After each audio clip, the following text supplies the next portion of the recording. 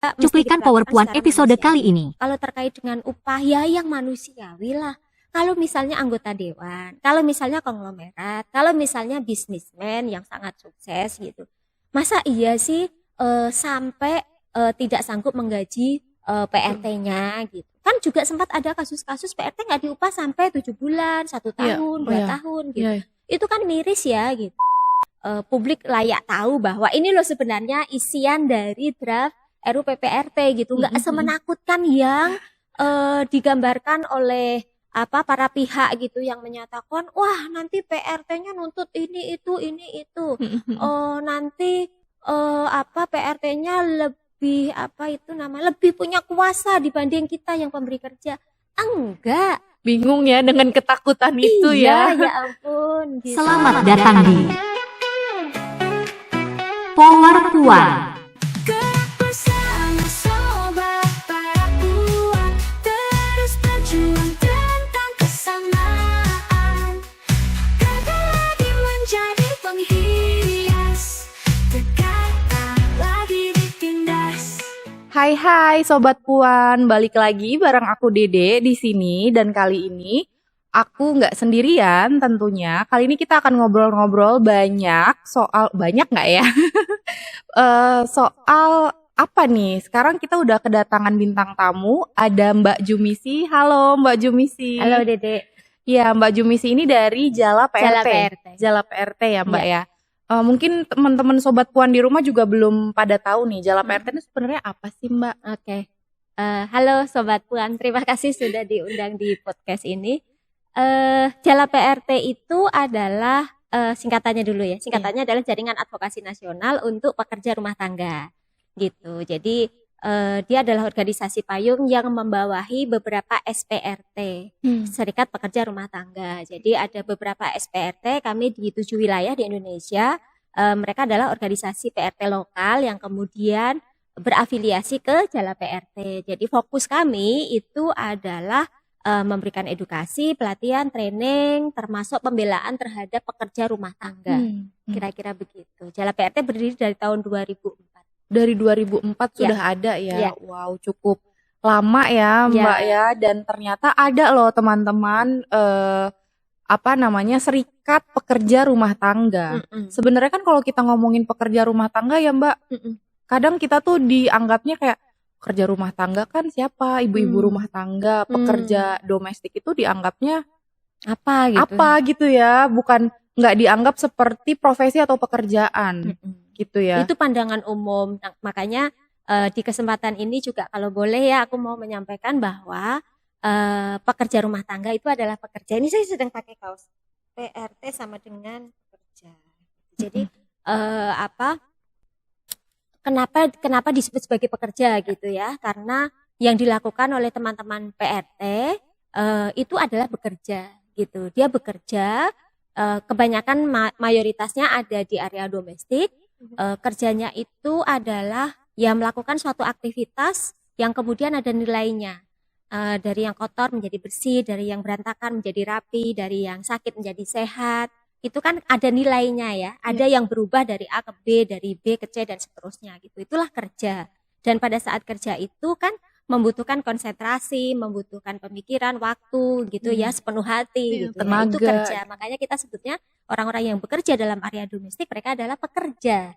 Ya sama dengan pekerja yang lain gitu. Cuman kalau di Indonesia memang pemerintah kita ya masih menganggap bahwa PRT itu bagian dari pekerja informal. Iya. Gitu. Padahal siapa bilang pekerja domestik itu nggak capek gitu kan? Siapa bilang itu nggak berat gitu kan? Padahal itu sangat-sangat berat. Mungkin Sobat Puan di rumah juga pasti udah tahu lah ya yang namanya beresin rumah, nyuci baju, masak. Bahkan kita sekarang udah dipermudah karena itu berat gitu. Bahkan sekarang banyak juga orang-orang itu lebih milih kayak nyuci itu berat banget, akhirnya laundry. Masak itu berat banget, akhirnya ada pesen makan gitu ya. Pesen online gitu kan, betul. Gitu kan. Jadi kayak ternyata pekerjaan, bukan ternyata ya, mungkin aku pikir semua orang juga sepakat bahwa itu pekerjaan yang berat gitu. Tapi ternyata penghargaannya justru masih belum belum ada ya, maksimal, belum belum maksimal. ada, perlindungannya masih minim gitu. Dan kenapa berat gitu ya? Sebetulnya kan ya kan banyak sekali pekerjaan yang ada di area domestik ya. Ya. Maksudnya ya dalam lingkup domestik kita itu banyak sekali loh, dan itu menjadi basis dari kerja-kerja industri. Misalnya pegawai-pegawai, konglomerat, bisnismen, anggota dewan bahkan gitu, yang dia bisa bangun tidur, bisa langsung mandi dan berangkat. Itu kan pekerjaan-pekerjaan domestiknya ditopang oleh siapa? Kan oleh PRT gitu ya. Yang membersihkan rumahnya siapa? Yang menyiapkan sarapan buat anak dan keluarganya siapa?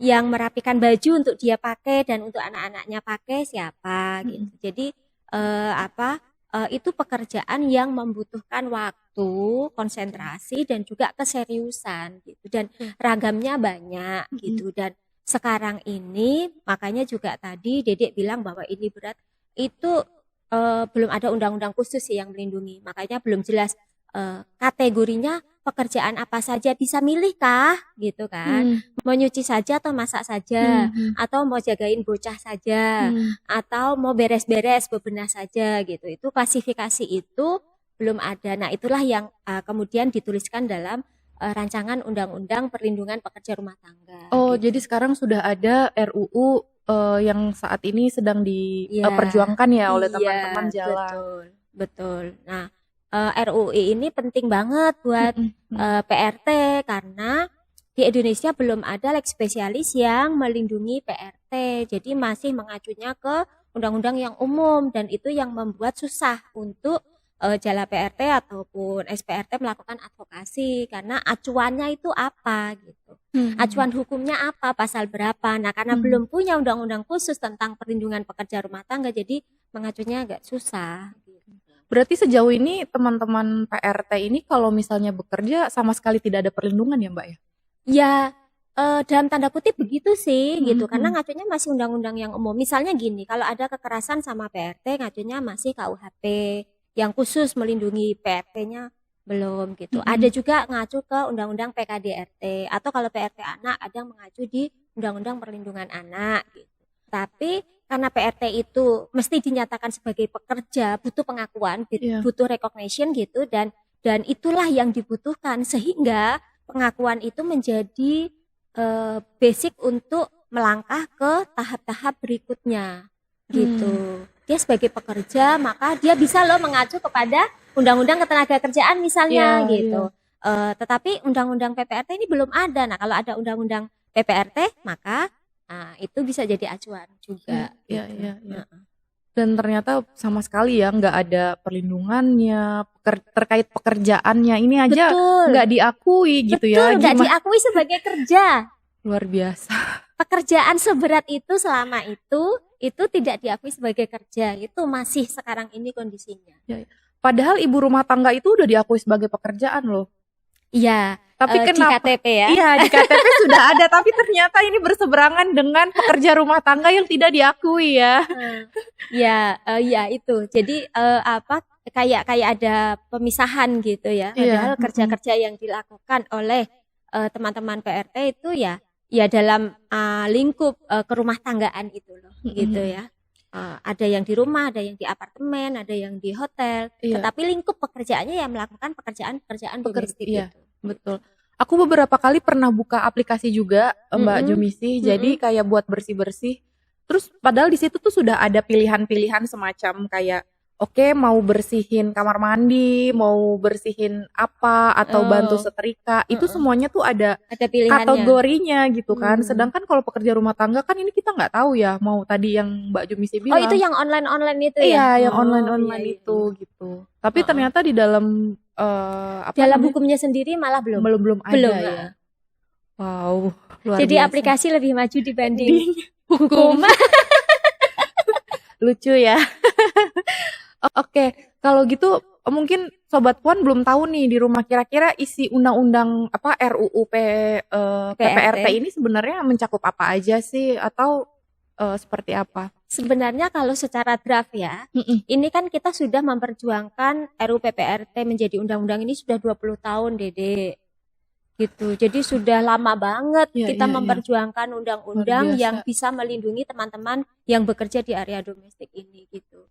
Isiannya itu sebetulnya sudah diubah-ubah sampai 38 kali. Jadi draft yang terakhir sekarang ini, yang terakhir tahun 2020, itu adalah draft yang sebetulnya sangat-sangat kompromis gitu. Karena ya itulah banyak masukan sana, banyak masukan sini, ada ketakutan ini itu dan lain-lain. Nah, draft yang terakhir yang tahun 2020 itu draftnya cukup kompromis sebetulnya gitu. Sebetulnya kalau secara garis besar di dalam draft yang terakhir itu poinnya adalah perlindungan dari negara, PRT dinyatakan sebagai pekerja dan ada hubungan kerja yang pasti dalam bentuk perjanjian kerja tertulis antara PRT dan pemberi kerja. Ya, Jadi poinnya itu penting. adalah kesepakatan yang setara Ya. antara PRT dengan pemberi kerja. Poinnya itu sebetulnya. Jadi Iya. pemberi kerja dan PRT-nya bisa sama-sama duduk bareng, negosiasi. Aku melakukan pekerjaan bersih-bersih, beres-beres saja. Upahku sekian, jam kerjaku sekian. Aku bekerja di wilayah ini. Nah, poinnya itu kemudian ditulis dan pemberi kerja setuju atau tidak gitu. Kalau setuju sama-sama dituangkan dalam perjanjian tertulis bermatre. Kira-kira begitu poin garis besarnya dalam draft gitu. Makanya kan kemarin juga banyak yang bertanya ya, Iya. Dedek, soal upah.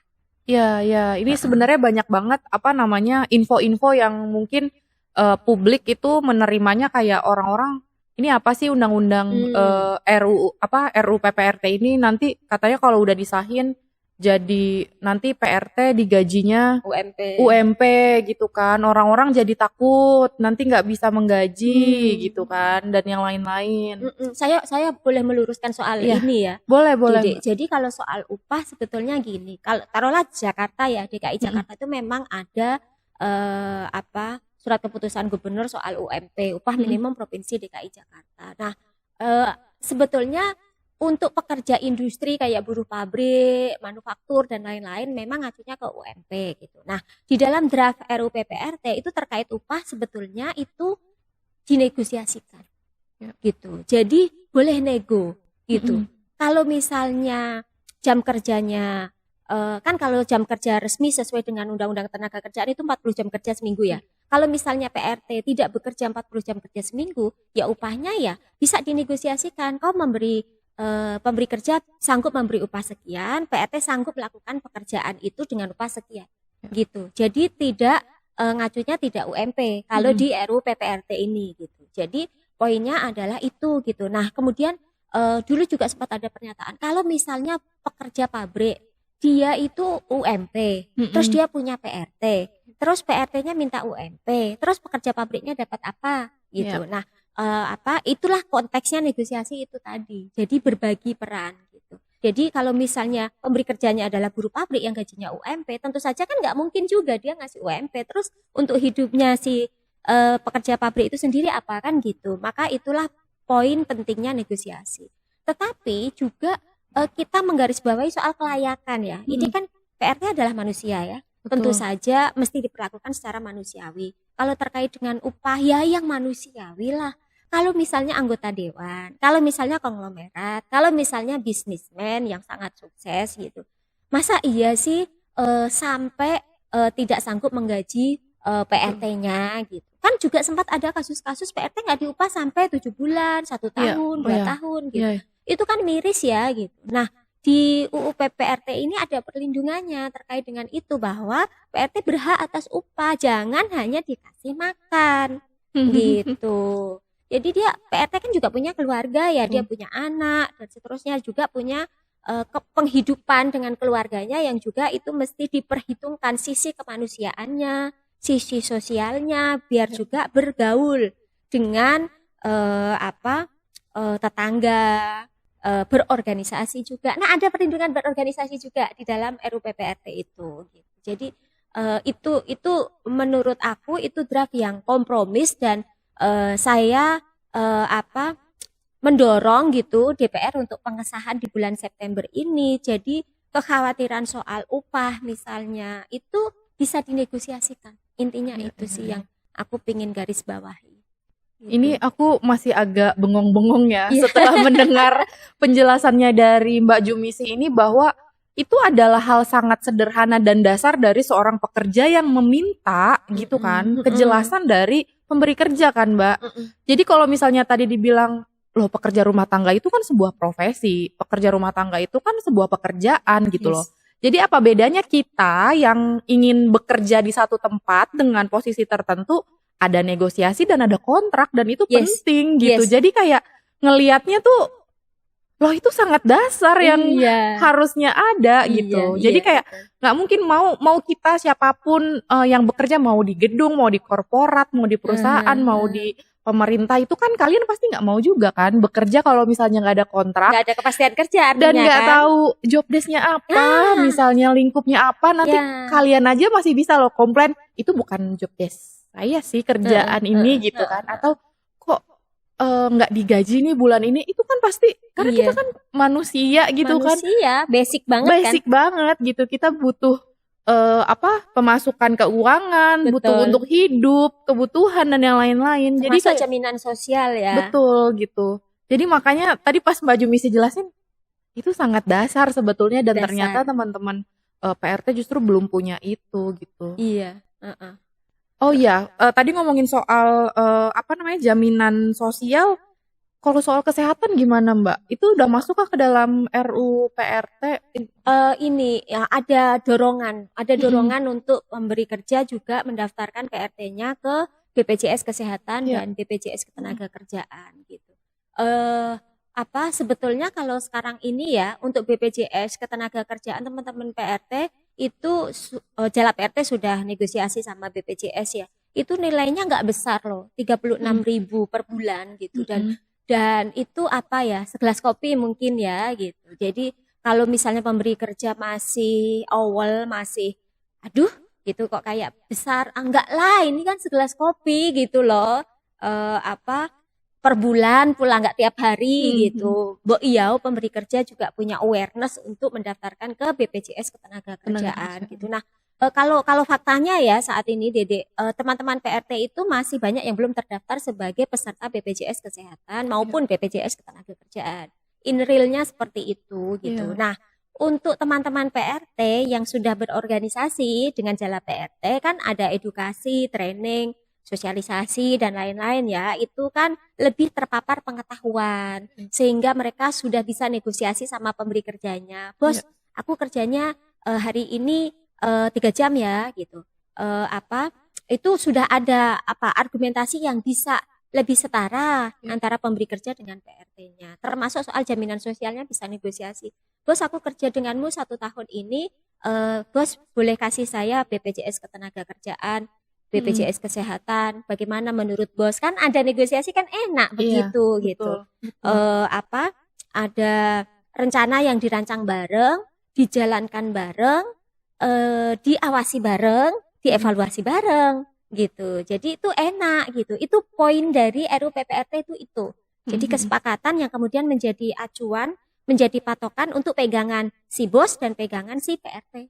Iya. Gitu. Itu enaknya di situ di RUU PPRT. Jadi publik layak tahu bahwa ini loh sebenarnya isian dari draft RUU PPRT gitu. Nggak semenakutkan yang digambarkan oleh para pihak gitu yang menyatakan wah nanti PRT-nya nuntut ini itu nanti PRT-nya lebih lebih punya kuasa dibanding kita yang pemberi kerja.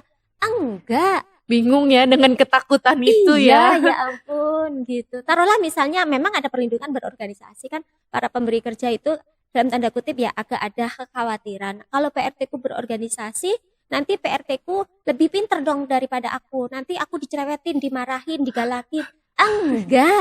Enggak gitu poinnya gitu. Berorganisasi itu kan sama juga dengan para bos, para pemberi kerja yang juga punya hak berorganisasi. Apapun organisasinya kan ya. Mau organisasinya PKK Dharma Wanita, terus klub musik, misalnya klub teater, seni, tari dan lain sebagainya, olahraga, arisan, pengajian gitu, itu kan juga berorganisasi. Nah, PRT yang berorganisasi juga punya hak untuk melakukan itu. Maksudnya gitu loh gitu. Jadi jangan terlalu khawatir bahwa PRT nanti jadi sok kuasa, nanti yang jadi babunya adalah pemberi kerja. Enggak gitu. Itu kekhawatiran yang ditebarkan oleh orang-orang yang tidak bertanggung jawab. Karena poin di dalam RUU PPRT itu enggak seperti itu. Poinnya adalah negosiasi. Dah, Iya. itu.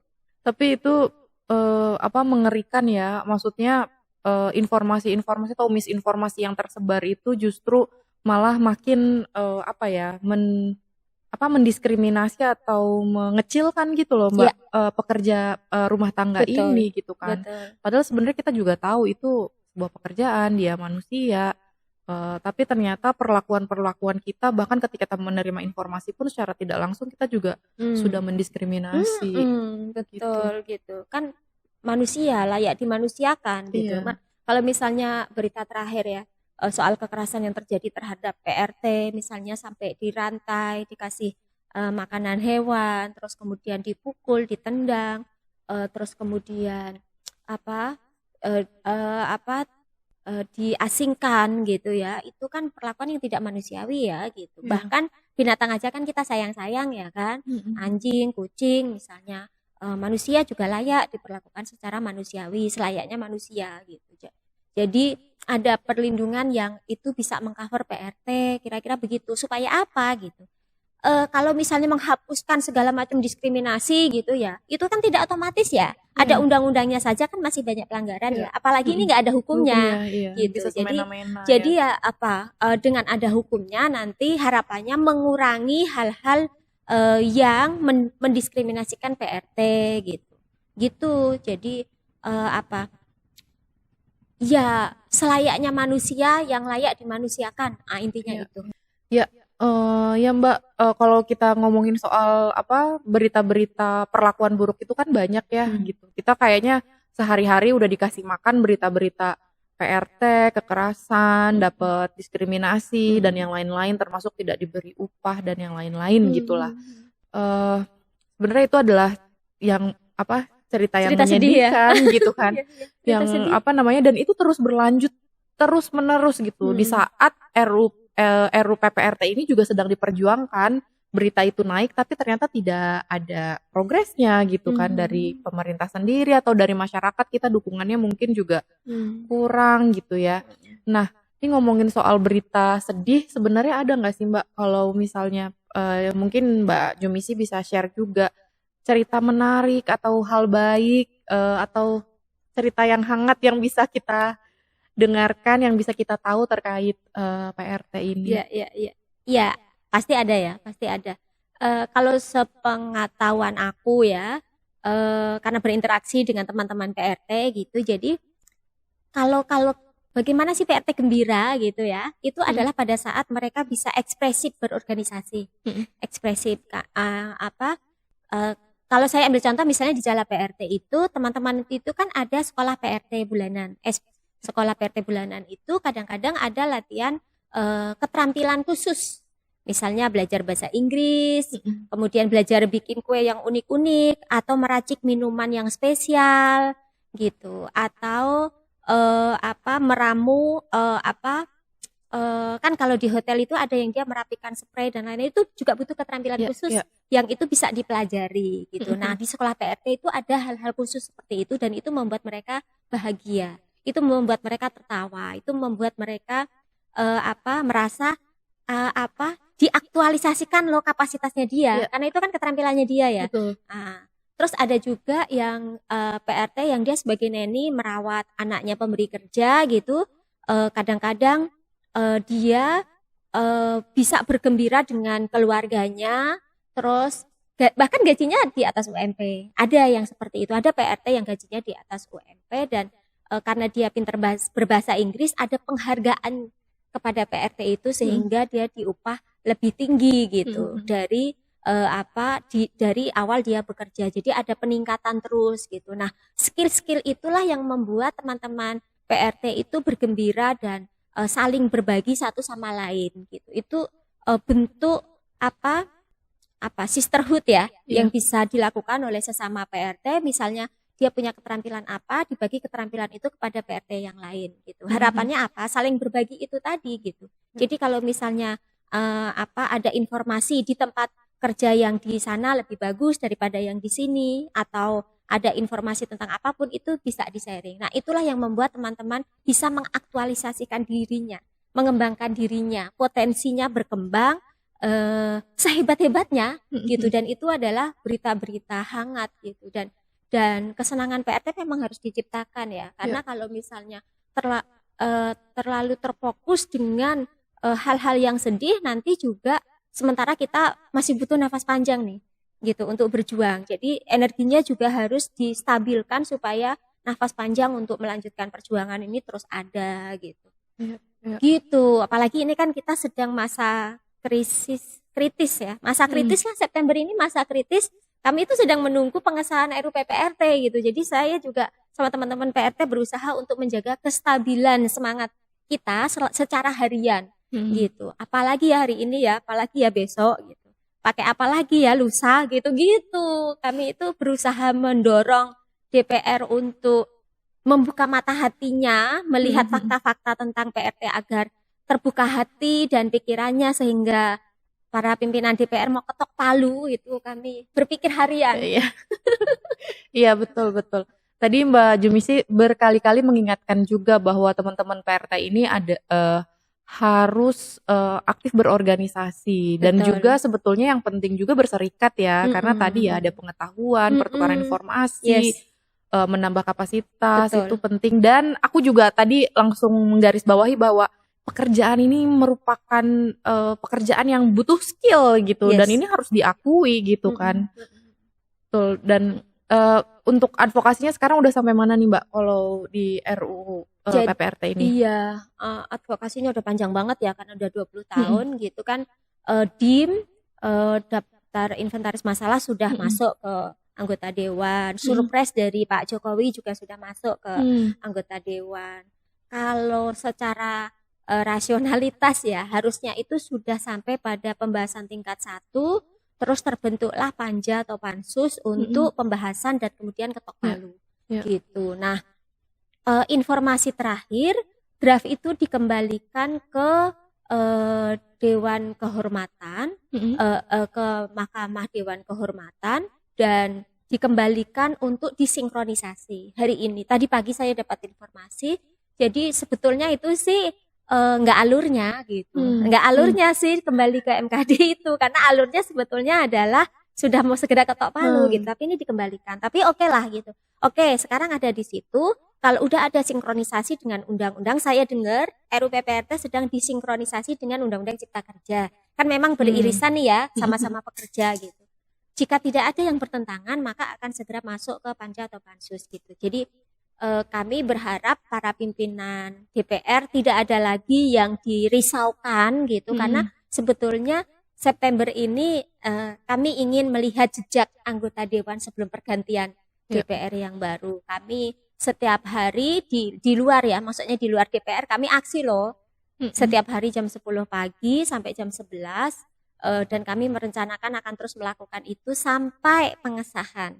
Gitu. Jadi aksinya harian gitu, supaya teman-teman anggota dewan yang di dalam juga punya amunisi bahwa teman-teman yang di dalam nggak sendirian, kami yang di luar ini juga support untuk segera pembahasan dan ketok palu gitu. Jadi saat ini juga masih terus ada aksi ya? Ada aksi terus. Ada aksi bersama teman-teman PRT dan juga di Koalisi Masyarakat Sipil untuk Undang-Undang PPRT. Jadi di koalisi ini ada banyak sekali organisasi yang tergabung, dan kami berterima kasih ya sama banyak sekali organisasi termasuk YKP gitu yang juga terlibat aktif untuk berkampanye, mendorong, termasuk podcast kali ini. Ya ampun, saya senang sekali. Artinya saya punya kesempatan untuk meluruskan miss-miss yang tadi itu loh gitu. Jadi isi dari RUU PPRT itu sedemikian kompromis ya saat ini ya. Gitu. Jadi berharap ayolah ketok palu di September ini, kita bisa kok membuat sejarah untuk PRT gitu. Kita bisa membuat sejarah setelah 20 tahun terkatung-katung, dilempar sono, dilempar sini, dibuat poco-poco gitu. Ya, inilah saatnya ketok palu. Fix kan gitu. Betul. Semoga ini bisa cepat terlaksana ya. Bulan September udah tinggal berapa hari lagi nih seminggu gitu. 2 minggu ini. Seminggu 2 minggu ini Ya ini cobalah gitu ya anggota. Ini yang katanya perwakilan rakyat ini semoga bisa berpihak ya kali ini sama rakyat. Gitu. Amin. Nah, Mbak Jumisi, aku tadi sebenarnya ada satu pertanyaan tadi yang belum aku tanyakan. Gimana sama kondisi teman-teman PRT yang juga yang tidak bekerja di Indonesia ya Mbak ya? Maksudnya kan pekerja rumah tangga ini kan kita tahu betul ya gitu bahwa banyak juga buruh migran juga gitu ketika mereka bekerja di luar yang tidak ada di Indonesia, terkait hukum dan perlindungannya seperti apa ya Mbak? Karena kita tahu juga suka banyak berita soal buruh migran yang dapat diskriminasi, Betul, kekerasan kekerasan gitu. ya. Heeh. Buruh migran kita, PRT migran kita itu juga belum terlindungi secara hukum. Makanya kepentingan undang-undang PPRT disahkan itu juga untuk mengcover PRT migran juga gitu. Kalau diskusi sama mereka terakhir itu mereka menyatakan kami itu sebagai PRT migran itu kami dipaksa untuk masuk PT. Jadi data-datanya mesti masuk ke PT dulu, difilter oleh PT, terus nanti ada semacam potongan-potongan. Dan itu kan membuat PRT migran tidak menerima haknya secara utuh gitu. Terus juga sering didiskriminasi, misalnya begini, kalau ada kasus ya di PRT migran itu dibilang kamu kan nggak punya hukum, kamu pakai hukum apa? Kamu di negaramu kamu nggak punya hukum gitu. Jadi itu kan kayak direndahkan banget ya. Kamu nggak punya hukum loh, kamu di sini juga nggak punya hukum, nggak ada yang melindungi kamu. Itu kan rasanya gimana? Aduh, kita ini manusia bukan ya? Iya, betul. Gitu. Jadi itulah pentingnya RUU PPRT ini disahkan gitu supaya bisa mengcover manusia-manusia yang jumlahnya banyak loh Dede. Jumlahnya itu PRT domestik dan luar negeri itu ada sekitar 10 juta ya. Gitu, dan itu manusia loh gitu, yang itu belum tercover perlindungan hukumnya. Jadi ayolah, yuk bisa yuk gitu, anggota dewan bisa loh pengesahan di September ini gitu harapannya. Dan ternyata mereka juga nggak punya perlindungan. Dan ketika ada bilang ya kamu mau pakai hukum yang mana, itu merendahkannya nggak cuma manusia tapi merendahkan negara kita juga. Sebetulnya ini pemerintah nggak sensitif nih, direndahin negaranya seakan-akan ya kamu manusianya nggak dianggap nggak berharga gitu kan. Betul, nah itulah yang semoga bisa mengetuk hati pemerintah ya, anggota dewan. Gitu. Nah ini tanggung jawab negara loh. Betul. Oke, ini sebenarnya ini obrolannya seru banget Mbak Jumisi, dan kayaknya sebenarnya banyak sekali hal yang perlu diluruskan gitu di publik biar publik ini tahu juga soal keberadaan RUU PPRT ini, bahwa ini sangat penting. Artinya ketika kita mendukung RUU PPRT, kita mendukung manusia sebenarnya, manusia lain untuk mendapatkan haknya. Jadi kita tidak mendapatkan hak kita sendiri sebagai pekerja yang bukan misalnya PRT, tapi juga kita harus membantu atau memanusiakan manusia lain gitu ya. Oke, terakhir banget nih Mbak Jumisi, sebenarnya ini seru tapi waktunya terbatas. Semoga nanti bisa ada episode-episode berikutnya. Amin. Atau semoga episode berikutnya sudah disahkan. Amin. Nanti itu suatu kebanggaan. Nanti perayaan kami ya. Nanti setelah bulan September mungkin nanti YKP bisa ya Mas Ozi. Bisa ya, kita akan undang Mbak Jumisi atau dari Jala PRT lain untuk bisa hadir lagi di podcast untuk mengupdate perkembangan soal RUU PPRT ini gitu. Oke, sebelum kita tutup terakhir nih, ini pasti kita mau nanyanya harapan dari Mbak Jumisi untuk teman-teman PRT atau untuk pemerintah apa nih?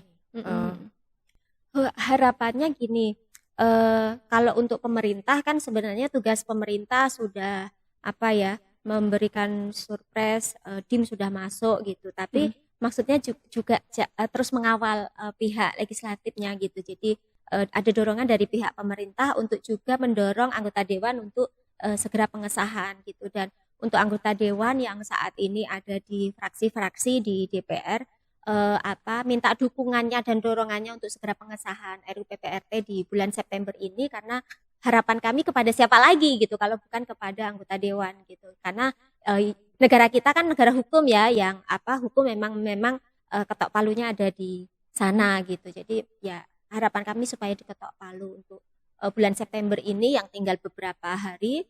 Terus kemudian kalau harapan untuk teman-teman PRT, semoga tetap sehat, tetap semangat, tetap kuat berorganisasi dan mencari pengetahuan, karena dengan berorganisasi kita akan punya semangat panjang untuk melanjutkan perjuangan, untuk terus berkoneksi dengan teman-teman yang lain, dan kepada teman-teman yang ada di Koalisi Masyarakat Sipil. Ini teman-teman dari banyak sekali organisasi masyarakat sipil yang terus memberikan bantuan, dorongan, support apapun itu. Dorongan dana, semangat, waktu, pikiran, luar biasa sekali. Kami dari Jala PRT mengucapkan terima kasih sudah terus memberikan energi terbaiknya untuk pengesahan RUU PPRT. Jadi kami berterima kasih dan mari terus sehat dan terus berkoneksi supaya nafas panjang kita terus terjaga sampai pengesahan. Bahkan kalau udah disahkan juga tetap ada tugas, yaitu mengawal pelaksanaan dari Betul. undang-undangnya. Kira-kira begitu. Jadi terima kasih juga untuk Dedek dan teman-teman YKP. Terima kasih Mbak Jumisi, terima kasih banyak atas obrolannya dan juga pengetahuannya hari ini. Terima kasih banyak untuk Sobat Puan yang sudah menonton episode kita kali ini. Nah, untuk episode berikutnya Sobat Puan boleh banget ngasih masukan, silahkan komen di bawah, kasih masukan kira-kira kita mau ngobrolin apa lagi, temanya apa lagi, atau kita harus ngundang siapa.